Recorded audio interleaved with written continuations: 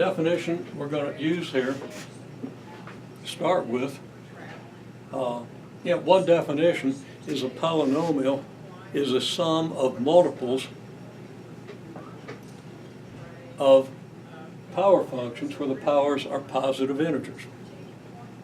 So it's like some multiple of x to the fifth plus some multiple of x cubed plus some multiple of x squared plus some multiple of x to the 1 plus some multiple of x to the 0, which is just 1, right? Okay? That's one definition of polynomial functions. And we saw already last time how you get a polynomial function in that form from its factored form. Now often people start with that form and say, all you got to do is factor this and it's going to look like this. But you don't know how to factor it. And most polynomial functions, you won't have a clue how to factor. Okay? So for most of the problems that I ask you to do, I'm going to give you the factored form. I'm not going to ask you to factor x to the fifth minus 17x squared plus 48x plus 6. Okay? Ridiculous. I can't factor that. Maybe nobody can factor it, because if you get degree 5 or over, there's no guarantee anybody can factor it. Okay? Sometimes you can, sometimes you can't. There are all kinds of tricks for factoring, and almost all the tricks for factoring are completely useless in the real world. They're important for theoretical mathematics, so you got to know a little bit about factoring, and you got to know a little bit about factoring so you know how things work out, and a little bit about why they do what they do. But there is absolutely no need for a course at this level to go deeply into factoring. You know the basics of factoring, you learned it in algebra. We'll kind of review some of it here, but we won't even go as deep as algebra 2. You've already seen it, and if you didn't get it then, you're never going to get it. Unless you all of a sudden catch fire and decide you want to become a theoretical mathematician or something. Okay? And if you do, and if you have the ability to do that, you'll pick it up easily. But it's completely useless. I don't think anybody in the real world, other than theoreticians, ever actually bother factoring things, except simple expressions. There are too many tricks, but there are aspects of it that are important to know. Okay, well, I'm raving on. Polynomial functions is a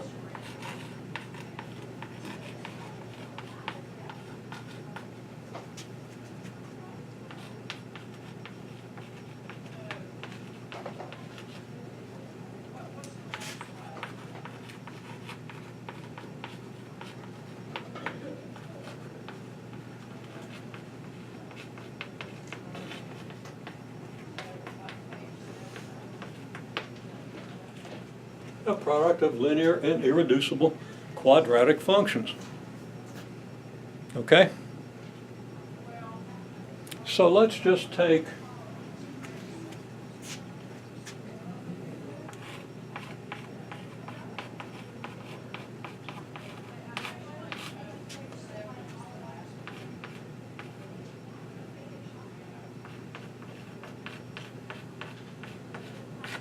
this. Now, you could use the distributive law to multiply this out. As I say, y'all are doing pretty well with the distributive law as a group, and if you aren't, practice it because it's not hard. Okay? So I could multiply this out and get that as what? X to the fourth, and then you're going to have 10x cubed, and then you're going to have a bunch of x's. You're going to have our 6x squared, and another 12x squared, and 25x squared, and 6 and 12 and 25 is 43. So you're going to have a 43x squared, and then you're going to have some x's, and you're going to have 72 for your number. Okay? So you can do that. You probably can't do it in your head, but maybe you can. It's not that hard. But I want you to write it out the way I've told you to write it out, using distributive law at every step and doing it correctly and carefully to reinforce the distributive law as opposed to that F word and superstition. Okay? Now, we got this. Okay? So I could multiply it out and get x to the fourth plus a bunch of stuff, right? Now, if I gave you the x squared plus a bunch of stuff, would you be able to factor it back into this form? I might be able to. I wouldn't even guarantee it. I mean, yeah, I could. But there are tricks that nobody needs to know. Except a mathematician, since I'm a mathematician, okay. Okay, well, there it is. Now, is this a product of linear functions or linear functions and irreducible quadratic functions or irreducible quadratic functions? Well, irreducible quadratic functions are quadratic functions that can be factored on the integers.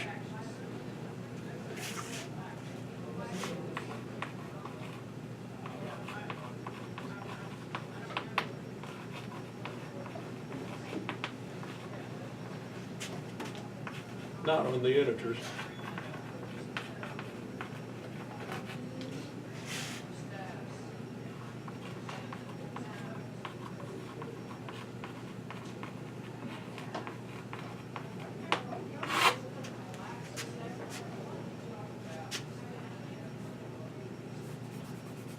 So that's a reducible quadratic. It's one that can be factored using real numbers.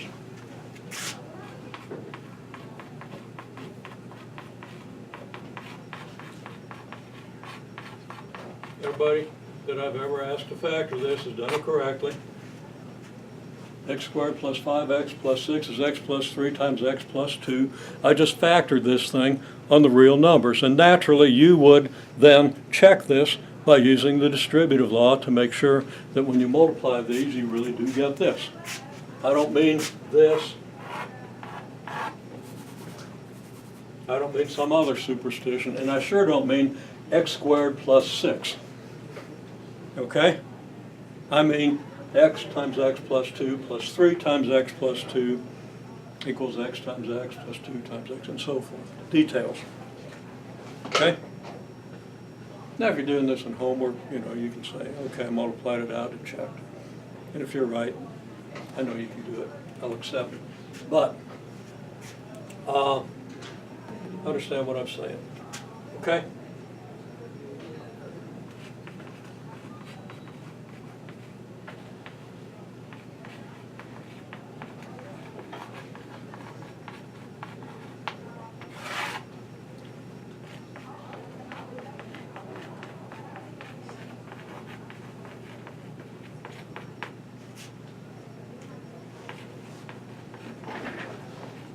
X squared plus 5x plus 12 doesn't factor.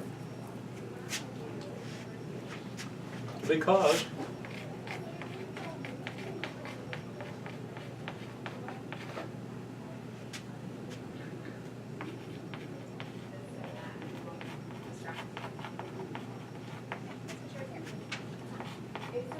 solutions are x equals negative 5 plus or minus the square root of what? I get negative 48 for the AC, I get 25.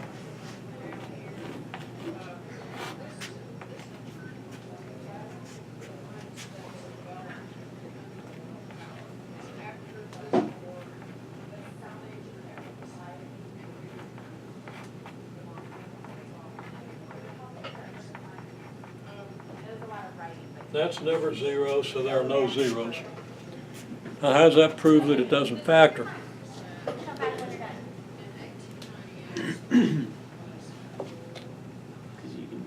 Plug those into x minus form to factor. Okay.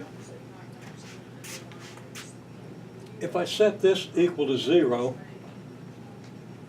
then it's the same as saying this product is equal to 0, right? The only way this product is 0 is what? It is 0. Give me a value of x that makes this 0. We've done this. You should be able to answer quickly. -3 or -2. I'm sorry, Daniel? -3 or Yeah. -2. Okay, just one value. You said -2. If x is -2, this is 0.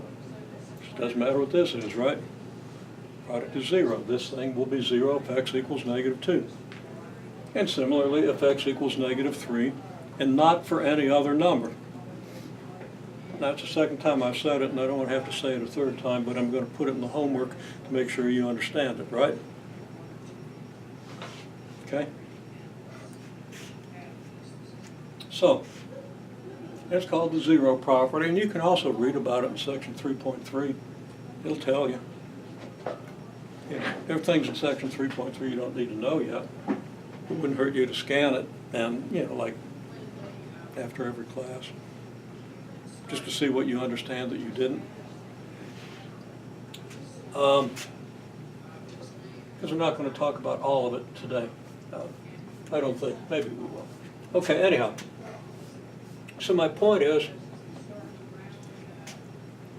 since x squared plus 5x plus 12 is never 0, well, if it factored into two linear factors like these, then each of those factors could be 0, couldn't it?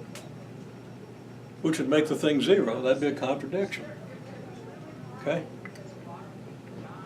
So if this equation has a solution, this thing factors.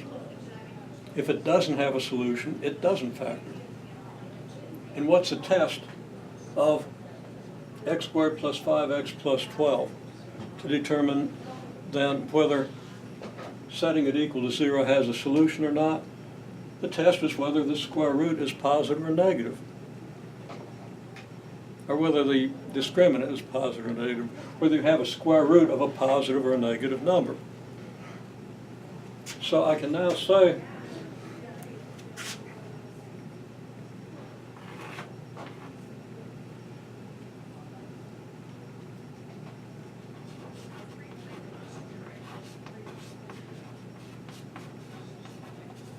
the quadratic expression factors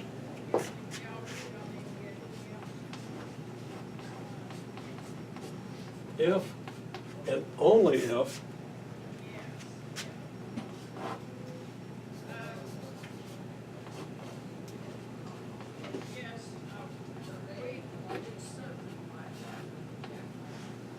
b squared minus 4ac isn't negative, which means it's greater than or equal to 0. Now you should understand why that is. And I think many of you do at this point. Depends on how good you are at picking up when somebody talks at you. Okay? I was never very good at it. I just had to go home and dig it out of the book. Because I couldn't keep my mind wanted to go in different directions. Didn't want to follow the guy that was talking, even if he was good at it. So, yeah, some people are like that, so maybe you don't totally understand it right now. Maybe your background doesn't allow you to pick up on what I just said about this. But you can read it in your text. Quadratic factors, if and only if this is true, whether you understand why or not, understand that this is how you test a quadratic expression to see if it can be 0. Okay, to see if it's reducible. And it's reducible if and only if it can be 0. Now, there's a big reason why that's important that we're going to talk about in a minute. Okay, so what we know about this polynomial, I think I've got a cluttered up board here, but I've got clean ones behind it. What we know about the polynomial x squared plus 5x plus 6 times x squared plus 5x plus 12 is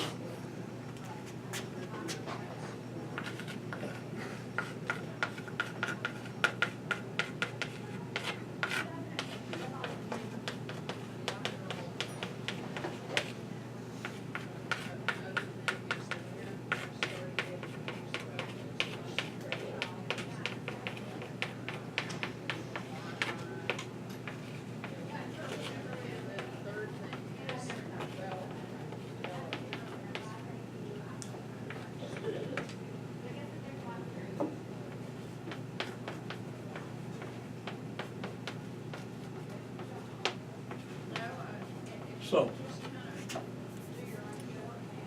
if this equals this, it's easy to see. And this is irreducible, which we just showed. So this is a product here. Now every factor is either linear, this is linear, right? If f of x equals x plus 3, it's a linear function. F of x equals x plus 2 is a linear function. It's a straight line graph, all that stuff. And this is a quadratic function, and it doesn't reduce. It doesn't have any zeros. It can't be factored the way this can with real numbers. Okay? So, I can say every factor is either linear or an irreducible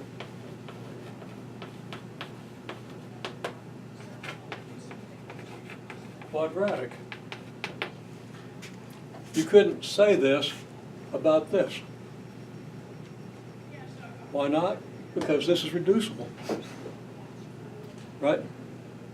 And if you've got a quadratic, you can always reduce it. Okay? If you've got a reducible quadratic, you can always reduce it. You might have to use a quadratic formula to find the factors, but you can always reduce it. Does halfway make sense? Hopefully. Okay, so where does this get us? Well, I kind of want to talk about what the graph of this function must look like then. Okay? So let's see, I've been going on for over 15 minutes. Well,